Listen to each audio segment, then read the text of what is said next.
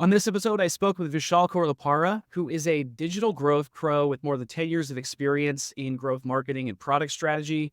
Vishal has contributed over $120 million in net revenue to businesses like Credit Karma, Maximus, Intuit, and more. And today, we're gonna talk about how Maximus thinks about their meta ads currently and how they use competitive insights to fuel that, and then we also chat through hot takes on AI in marketing. So we're going to cover a lot today in this episode. Let's dive right in. And before we dive into any AI questions, any team building questions, I do want to give you a chance to just kind of recap who you are, let the audience know a little bit about you. So if you wouldn't mind just giving the brief bullet points of your marketing career so far and what has led you to what you're doing now. Hi, I'm Vishal Korlipara. I've been doing growth marketing and growth product work for about almost 10 years now, it seems like, even before it was called growth. Um, I have worked at various stage companies from early stage startups as a first employee all the way up to big corporate levels, um, corporate corporate companies such as Intuit, like running the strategy for some of their apps. So I've seen a lot. I've managed a lot of budget, and I feel like I'm excited to get talking here, to get talking with you. Awesome. And in your day-to-day right now, what do you spend most of your time on? Like what areas of marketing are you most interested in? Right now, to be honest, my current role is at a company called Maximus, and I am on the ground, operational, and tactical. I'm doing a lot of how do we grow this company. So for me, Facebook marketing, how do we make Facebook like creative work on Facebook as targeting has gotten a lot harder to do nowadays. You need your creative to do the targeting.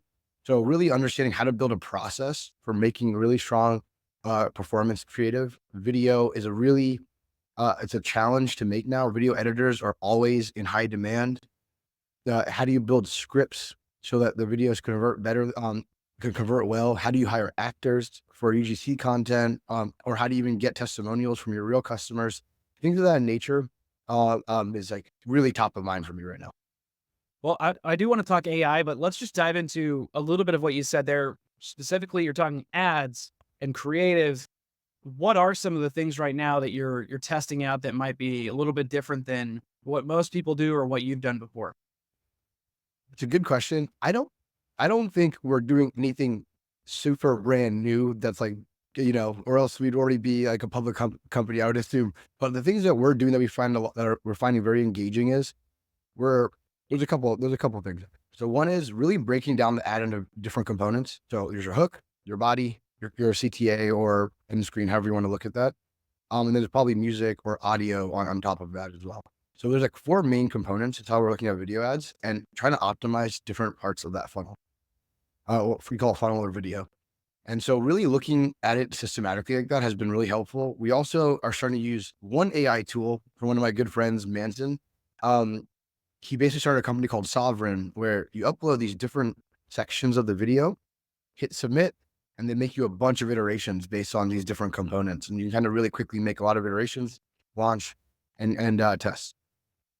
So that's something that's cool we're doing. And other than that, staying on top of trends. Right now, I don't know. I'm sure everyone that's listening to this, there's like always new trending ads. Right now, the really interesting hook that goes into a human talking about the product is a really hard one to pull off from a video editing standpoint, but it's like a really powerful, engaging video and even can go viral without even paying for it.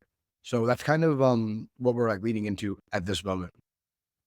Flip side of that, are there any things that maybe you thought would work that have like really flopped lately, or maybe are not worth testing as much?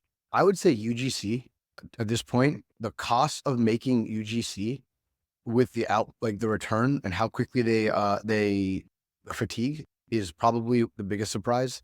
Where we've tried different demographics, we've tried different scripts, we've tried different hooks, we've tried different call to action. And really, I think people have gotten somewhat numb to like the idea of a UGC ad now while they're scrolling. I think like the consumers have just gotten smart enough where they can recognize a UGC ad when they're scrolling now. So I think there's an element of that. So really, you have to like almost be innovative with what people see right away. And if you're not doing that, it's going to be hard to be successful. Walk me through really quick with Maximus. Like, what is the what are some of the core pain points that you're really trying to hit home in the ads? Who's the audience that most resonates with us? Just kind of want to see behind the curtain a little bit in the targeting. Yeah, of course. So Maximus is a men's telehealth company. We focus on a few different protocols: testosterone, weight weight loss, blood flow, and hair improvement. So we have a bunch of clinical scientists on our team. We're very science forward. Everything we do is like based in science and citations. We compound our own medications in a way that we think is the best in class. And we are essentially, with the testosterone space, we have really made a big dent because we've created a solution that has a lot of the benefits of what people, the old school way of injecting TRT. And now we're making it a pill with limited side effects. There's not as much downside. And so because of that, we're actually making a big dent in the market and kind of changing how people think about this space. That's what we do overall. Our audience is men. Our biggest age range is definitely 35 to 44. That's where we get like our biggest bang for our buck. In terms of what message we're trying we're trying to give to our audience, it actually varies quite a bit. We're always testing a lot of this stuff. Things that have worked for us is comparisons with our current solution with injectable TRT, because it's kind of just really clearly showing like, hey, they both raise your testosterone, but one has a lot of side effects, one has none. So why would you go with the latter? And so comparisons to like the old versus new has really worked for us in that way. Secondarily, value props. So being science forward, we are leaning into what we can clinically say works. Examples is clinically proven higher testosterone increases your energy levels, it increases your motivation, it increases certain things like clinically.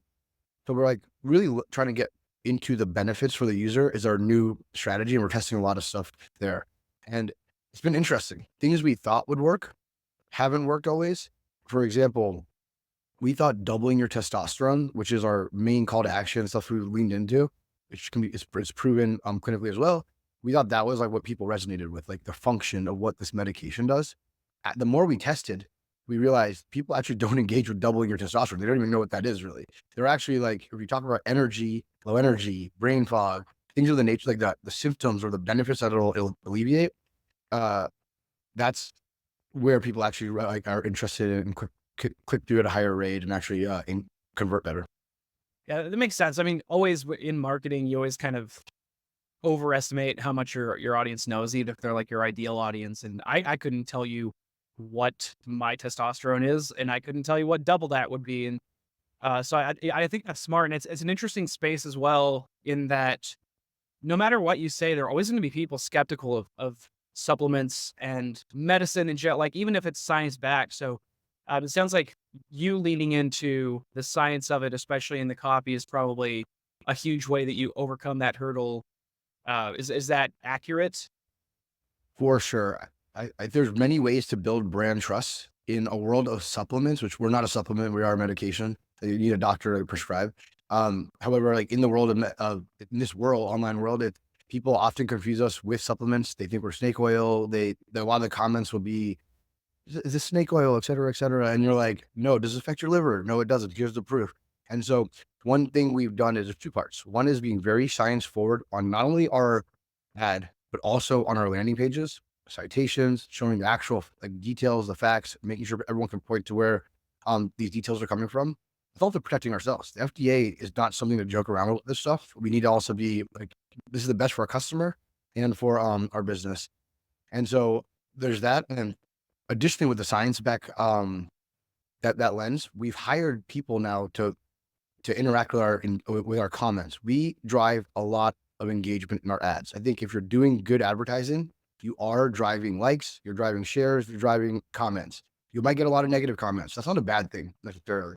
You need to have someone responding in an intellectual way that's actually providing value in those comments, and those comments become upsells anytime anyone sees that ad. So we've heard a lot of things about people saying you need 35 new creatives a week to like scale on Facebook.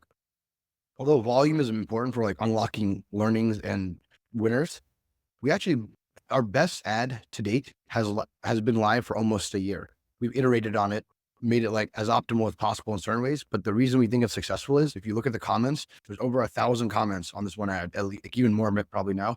And we've had our one of our scientists go in and respond to every user. Now we've even hired someone, trained them up to like go give real responses like that people can learn from. So when they go read it, they know we're not making stuff up. So this is real. It's an interesting call out as well. I know if I'm on Facebook or anywhere with ads and I see an ad a million times, but it has 0 comments on it, it always makes me a little bit worried that, like, are they just wasting money and they have no idea what they're running and this Mhm. isn't what people even want? So even if you're getting the negative comments, at the very least, you're showing proof of spark of conversation. People actually care about this thing one way or the other, which, and then your ability to use that as customer service opportunity, use that as a selling opportunity as well is huge. My last question here on the growth side of things, especially for your ads, it's a highly competitive space you're in. There are a lot of other companies that are doing this. I'm sure a lot of other companies that are trying to run pretty much the same types of ads, Mhm. and maybe even overlapping in phrasing and messaging and things like that. How important is the competitive research to your ads, at least right now? Like, how much do you scan what other people are doing, make sure you're avoiding what they're doing or overlap, or like, how do you think about that? It's a great question. Marketing, I forgot who said this, but like where some of the best thieves is like the premise. So you see other people's stuff and then you kind of take it and make it your own. Um, and we in this space, it's actually a really good question. So we have a lot of copycats that just steal our stuff. And I'm not going to call them out by name, but you go in, you'll see their landing pages, see the charts, you'll see the ads, you'll see the copy, literally copy and paste from us. We aren't going to worry about those people at this point. I think right now we need to be focused on executing more inputs, results in more output. So worrying about other people kind of copying us is they're never going to beat us if all they're doing is copying us, right? That's how we look at it. So if we're going to keep innovating and trying new things, then that's what's going to work in the market. And that's how we approach it. In terms of competitors and like where we take inspiration, we do this quite a bit. Price points, like what is the right price point? Is it are they making real ingredients? Are everything we make is US based is from US FDA compliant pharmacies? A lot of these other people are importing it from who knows where and then saying it's one thing, but it's actually a different thing. Um, so really just kind of having faith in our quality, our process on the product side is also a huge part of this. I will say where we have room to improve is we've done really well on landing pages, ads and landing pages. Our onboarding flow from first click to sign up is probably a weakness of ours. So what we do, we are doing a lot of research now on, hey, in weight loss specifically, there's a zillion people in the weight loss space and new competitors every day. What are they doing? How are they actually getting the customers through the process?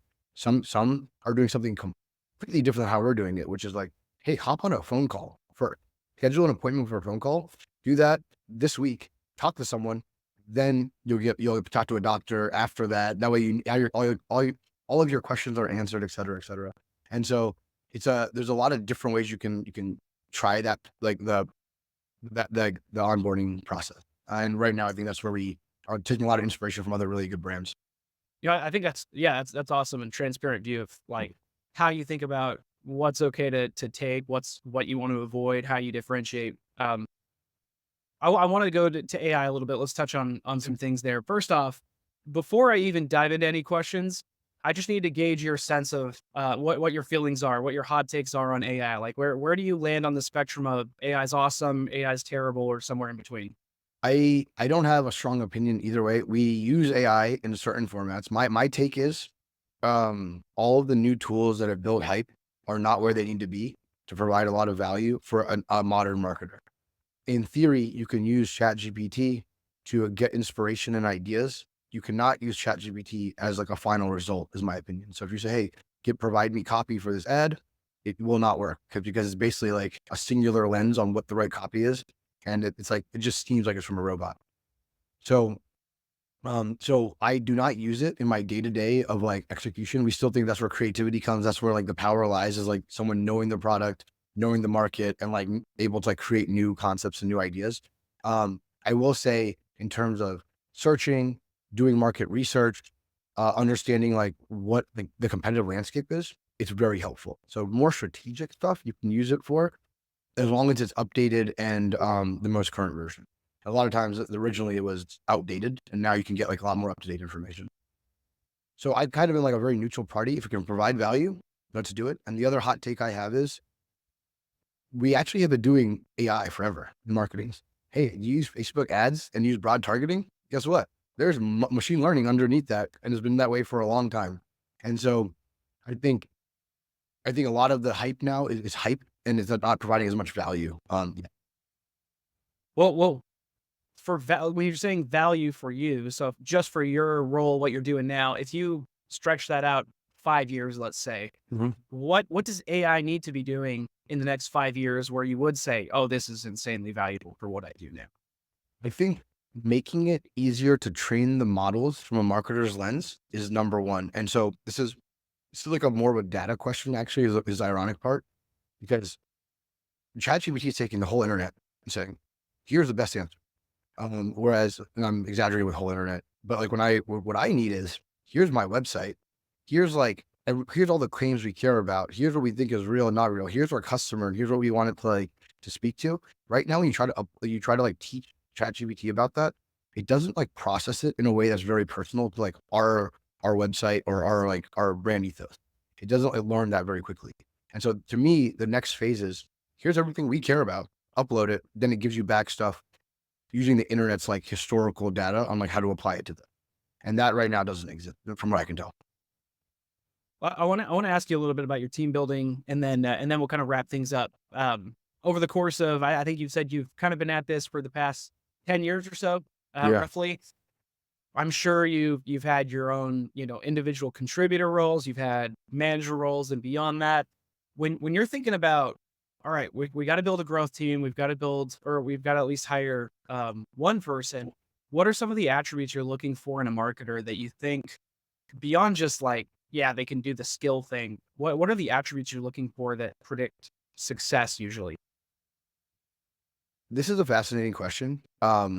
Before we get to the attributes thing, and I want to like, I think this is something people you also like to talk about as well, which is how I've used, how I've, my mentality has changed. I used to think it was all about hiring employees and getting strong strategy people, and then that's how you would grow your company.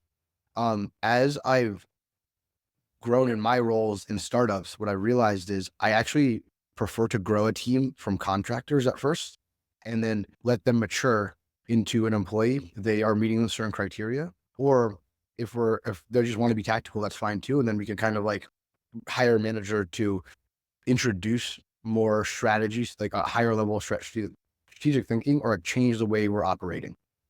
So right now we hire a bunch of contractors that are really, really, really qualified people. They're really good at their job. They just prefer to be contractor. And the reason this is great is they are task oriented. They're like, hey, here's our Asana. Put this on our thing. Let's go knock it out. And they're held accountable every week. Not like they don't really rest on their laurels. And I love that. If you're thinking about attributes that I'm looking to hire right now, there's quality of work.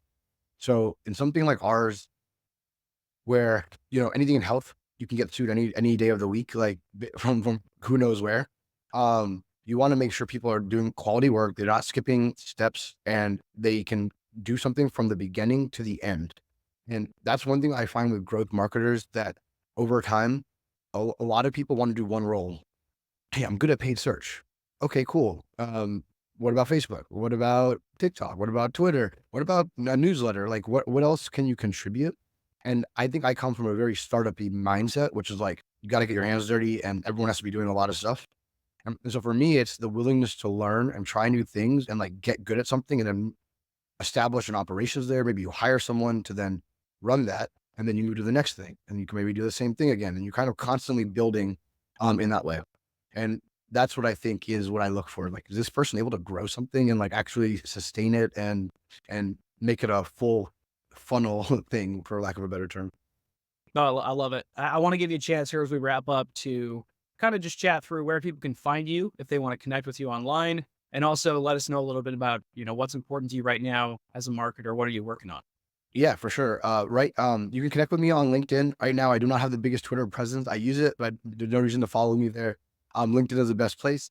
Right now, marketing, what I'm focused on is three things. One is let's grow the crap out of Maximus. This company has like the sky's the potential where we're doing really well. So that's step one. What do we have to do there? That's my number one. Number two is connecting with like-minded people and growing. I met someone recently. I mentioned him. His name is Manson. He's really strong in the AI marketing aspect of stuff. So just having conversations with people, learning from them. Hey, what are new tools you're using? That's something I'm really passionate about right now as well. And third, I would definitely love to start something in the marketing world at some point. And so like that's in the very, very back burner of my mind right now.